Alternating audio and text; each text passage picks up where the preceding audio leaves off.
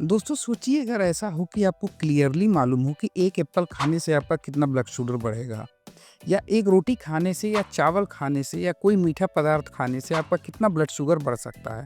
गुलाब जामुन, पेठा या अन्य मीठी चीज़ें खाने से आपका ब्लड शुगर कितना बढ़ सकता है, तो कितनी अच्छी बात हो। आप ये सारे फल फ्रूट्स देखकर सोच रहे होंगे तो आज का थंबनेल में यही है। क्या एप्पल खाने से डायबिटिक कंट्रोल किस हद तक होती है? क्या सिर्फ खाने से शुगर घटता है? डायबिटिक मरीज कितना एप्पल खा सकते हैं? ब्लड शुगर कम करके कौन-सी ऐसी मददगार चीज़ इसमें पड़ी हुई है? अगर आपको यह जानने की इच्छुक हैं कि कौन-सा चीज़, कौन-सा फूड खाने से आपका ब्लड शुगर कितना बढ़ सकता है, तो ये वीडियो आपके लिए ही है। एप्पल का ज़िक्र इसलिए कर रहा हूँ क्योंकि बहुत से लोगों को मालूम होगा कि एप्पल डायबिटिक मरीज़ खाते हैं और ये सच बात है। लेकिन इसका कारण नहीं जानते क्यों खाते हैं और ये जानते हैं कि इसका बेहतर विकल्प भी अवेलेबल है। तो चलिए मैं बताता हूँ। तो वीडियो की शुरुआत करते हैं। तो नमस्कार दोस्तों, मेरा नाम रजत। मैं आज की वीडियो एप्पल के ऊपर लेकर आपकी शुरुआत करता हूँ, जो कि एक बहुत ही अनयूजुअल टॉपिक है, लेकिन इसको आपको जानना चाहिए। तो देखिए, आपको मालूम होगा कि कार्बोहाइड्रेट कितने तरह के होते हैं, जो शुगर में भी कन्वर्ट होते हैं और कुछ बिना शुगर में भी कन्वर्ट हुए डायरेक्टली हमारी बॉडी से बाहर निकल जाते हैं। तो ध्यान से बने रहिएगा इस वीडियो में, सब कुछ समझ में आएगा इस वीडियो में कि आपको अपने फूड से रिलेट या अपने परिजनों के बारे में ऐसी जानकारी मिलेगी जो आपने कभी सुनी नहीं होगी। तो दोस्तों देखिए, कार्बोहाइड्रेट बॉडी में 2 तरह से एब्ज़ॉर्ब होता है। एक कार्बोहाइड्रेट वो होता है जो डायरेक्टली हमारी बॉडी में एब्ज़ॉर्ब हो जाता है, शुगर कंटेंट रिलीज़ करता है, और जो दूसरा होता है, एक जो बिना रिलीज़ किए, उसके बारे में भी आगे बात करते हैं, जो बॉडी में हमारे शुगर कंटेंट रिलीज़ किए बिना एनर्जी दिए हमारे बॉडी से बाहर निकल जाता है।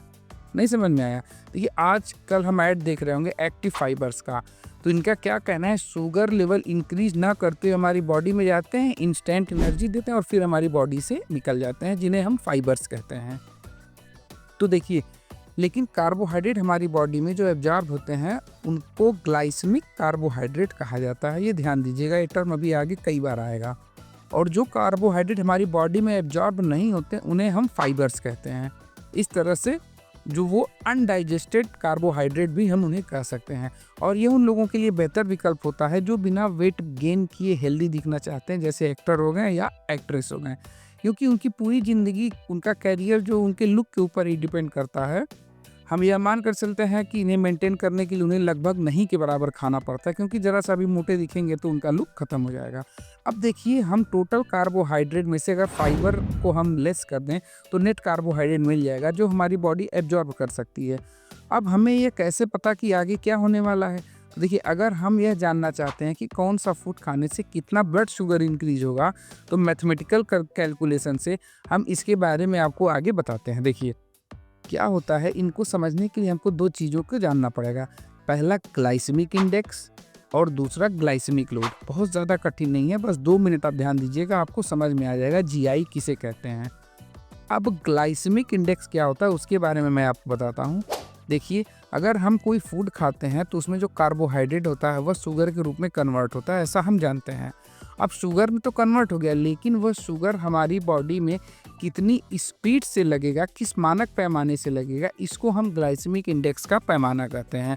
बहुत अधिक मत समझिए, सीधा सा मतलब समझिए कि जितनी स्पीड से शुगर हमारी बॉडी में मिलेगा वो एक ग्लाइसेमिक इंडेक्स का पैमाना होता है। ग्लाइसेमिक इंडेक्स जितना अधिक होगा, शुगर उतनी जल्दी आपके बॉडी में लगेगा, और जितना धीरे होगा उतना धीरे लगेगा। ठीक है, कुछ ऐसी चीज़ें आप खाते हैं जो तुरंत आपकी बॉडी में एनर्जी देता है, उससे ग्लाइसेमिक इंडेक्स ज़्यादा होता है। यह क्वांटिटी के ऊपर डिपेंड नहीं करता है, ध्यान रखिएगा। ग्लाइसेमिक इंडेक्स हमेशा सेम रहता है, इतना खाइए चाहे इतना खाइए। तो देखिए, हम एक चार्ट से आपको समझाते हैं। ये ग्लूकोज का ग्लाइसेमिक इंडेक्स 100 होता है, यानी जैसे हमने इसे खाया वो लगभग 100 की स्पीड से हमारी बॉडी में डिसॉल्व होता है। इसके बाद जो गेहूँ, व्हीट होता है, इसका 70-75 माना जाता है, 75 तक। इसके बाद चीनी, वो 65 की स्पीड से होता है। एप्पल, जिसके बारे में इस वीडियो को हमने बनाया, उसका ग्लाइसेमिक इंडेक्स 35 होता है। आलमंड का देखिए जो होता है वो 5 होता है, बहुत कम होता है। घी का ऑलमोस्ट 0 माना जाता है, काऊ घी का। अंडे का भी ऑलमोस्ट 0 माना जाता है। तो देखिए, इन सब से क्या क्लियर हुआ कि खाने से जो हमारी बॉडी में बहुत अधिक चीनी जाएगा वो एप्पल इंडिकेट करता है। ठीक है, इसका मतलब शुगर मेंटेन करने के लिए हमें बेहतरीन फूड है। इसे हम ऑल ओवर इंडिया में कहीं भी वर्ल्ड वाइड ये हर जगह एप्पल मिलता है, क्योंकि इसका 35 है। अभी आगे बताता हूँ क्यों।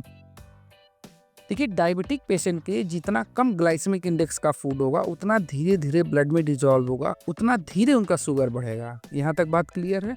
तो यहाँ तक बात क्लियर होगी तो हमें यह मानना चाहिए या एक इंटरनेशनल पैमाना है कि 35 ग्लाइसेमिक इंडेक्स के बिलो हमें फूड लेना चाहिए। वो डायबिटिक मरीज के लिए बिल्कुल नुकसानदेह नहीं होता है। अब यहाँ बात आती है कि हम कैसे पहचानेंगे ग्लाइसेमिक इंडेक्स किसका ज़्यादा है। तो देखिए हर किसी पैकेज फूड पर जैसा कि आप देख सकते हैं यहाँ लिखा रहता है कितना ग्लाइसेमिक इंडेक्स होता है। एक मोटा जानिए कि जिसका कार्बोहाइड्रेट जितना ज़्यादा होगा और अनुमानिक तौर पे उतना ग्लाइसेमिक इंडेक्स उसमें अधिक होगा।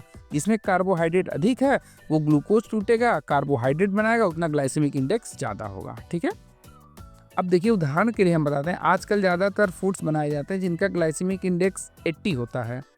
क्यों? क्योंकि भाई शुगर कंट्रोल करने से देसी घी, एग्स वगैरह ऑलमोस्ट जीरो होते हैं, लेकिन सब में गेहूँ पड़ा होता है, तो इसलिए आप मोटा मान लीजिए उनका 80 होता है। देसी घी खाओ जिसका ऑलमोस्ट जीरो है, एलमंड्स खाओ जिसका 5 है। ठीक है, और एक मजे की बात आपको बताता हूँ, एप्पल का ग्लाइसेमिक इंडेक्स 35 होने के साथ जनरली देखा गया है कि एप्पल जूस अगर आप पीते हैं तो उसका 45 हो जाता है। तो इससे क्या सिद्ध होता है कि जब भी आप रॉ फूड्स खाते हैं तो उसका ग्लाइसेमिक इंडेक्स कम होता है, जूस और लिक्विड कंटेंट में जाने पर इसका ग्लाइसेमिक इंडेक्स अधिक हो जाता है। अब ग्लाइसेमिक इंडेक्स किस चीज़ पर, किस प्रोडक्ट में जानना चाहते हैं तो आप इंटरनेट पर सर्च कर सकते हैं, जनरली जीआई लिख के प्रोडक्ट का नेम लिख दीजिए, वो बता देगा। ठीक है, इसमें कोई बहुत बड़ा ऐसा रॉकेट साइंस नहीं है, जनरली सब जगह मिल जाता है।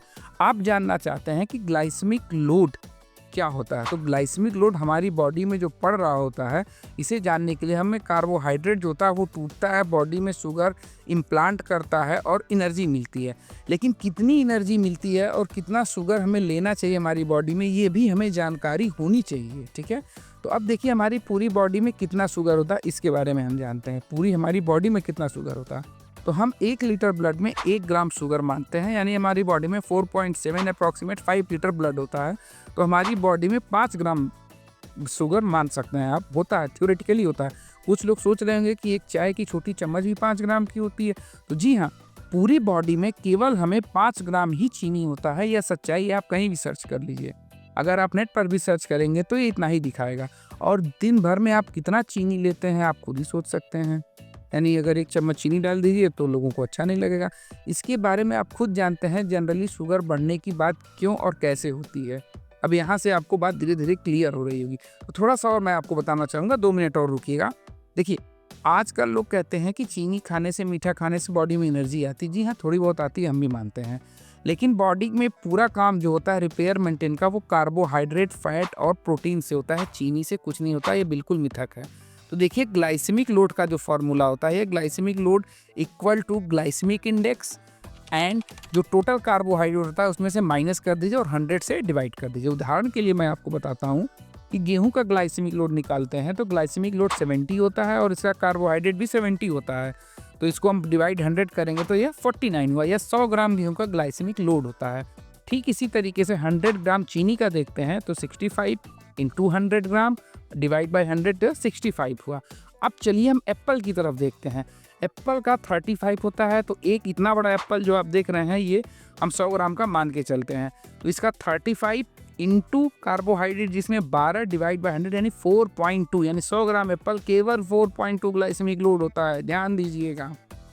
इसी तरीके से हम बादाम का निकालते हैं 100 ग्राम में, तो उसका ग्लाइसेमिक इंडेक्स 5 इंटू 20/100, यह केवल 1 होगा। अब खुद देख लीजिए कि चीनी का ग्लाइसेमिक लोड 65 है, गेहूं का 49 है, एप्पल का 4.2 है, बादाम का 1 है। तो आप सोच सकते हैं कि हमें कौन सी चीज़ खानी चाहिए डायबिटिक में। देखिए वीडियो काफ़ी लंबी हो रही है तो इसलिए कुछ लोग बोर हो रहे होंगे, लेकिन एक छोटी सी चीज़ और बताना चाहूँगा। एक सब्सटेंट होता है माल्टोडेक्स्ट्रिन, आजकल बहुत से फूड में पड़ रहा है जिसका ग्लाइसेमिक इंडेक्स 110 होता है। सोचिएगा, ये सोचने वाली बात है, गवर्नमेंट ने इसे अप्रूव कर रखा है, लोग खाते भी हैं कई चीज़ में, कई जगह के पीछे लिखा भी होता है। लेकिन अब सिगरेट का भी ऐड आता है, गुटखे का भी ऐड आता है, खाने की और भी चीज़ों का ऐड आता है, तो ये सारी चीज़ें हम खा तो सकते नहीं। वीडियो बनाने का यही मकसद था कि हम निष्कर्ष तक पहुंच चुके हैं, इसीलिए मैंने पहले बताया कि एप्पल और शुगर इसका क्या कॉम्बिनेशन है, कितना हमें लेना चाहिए। तो जवाब हमें लगता है आपको मिल गया होगा। अब क्या जवाब दूँ? देखिए फूड्स होते हैं और खाइए, शुगर को भी कंट्रोल करने के साथ आपको फ्रूट्स खाने चाहिए। खाने में जो थोड़े कम मीठे होते हैं उनको आप ट्राई कर सकते हैं, घर के लोगों से कह के हटा सकते हैं, आप उसको ले सकते हैं। उनका ग्लाइसेमिक इंडेक्स जनरली लो हो जाता है। कई एप्पल का तो ग्लाइसेमिक इंडेक्स 25 तक जाता है चेक करने पर, ठीक है। आजकल ये जो आलमंड्स आप देख रहे हैं ये भी बहुत फ़ायदेमंद चीज़ होता है, हालाँकि बहुत ज़्यादा इनको नहीं खाना चाहिए। तो ये थी एप्पल के बारे में, और लगभग इसमें मैंने और भी कई चीज़ें कवर कर लीं। आपको अगर इस टॉपिक पर और भी वीडियो चाहिए तो हमें कमेंट करके बताएं। वीडियो आपको कैसा लगा, तो एप्पल खाइए और हेल्दी रहिए। ये नॉलेज अगर आपको अच्छी लगी तो आप अपने दोस्तों से शेयर भी कर सकते हैं, और अपने घर वालों को जितना एप्पल हो सके खिलाइए। ये सुपर मार्केट्स में शायद 12 महीने अवेलेबल रहता है, मिलता है। इसको खाने से शुगर कंटेंट बिल्कुल भी आपका नहीं बढ़ता है। 100-200 ग्राम आप एप्पल एक दिन में खा सकते हैं। तो यहाँ तक वीडियो में बने रहने के लिए धन्यवाद। चलिए मिलते हैं अगली वीडियो में। नमस्कार।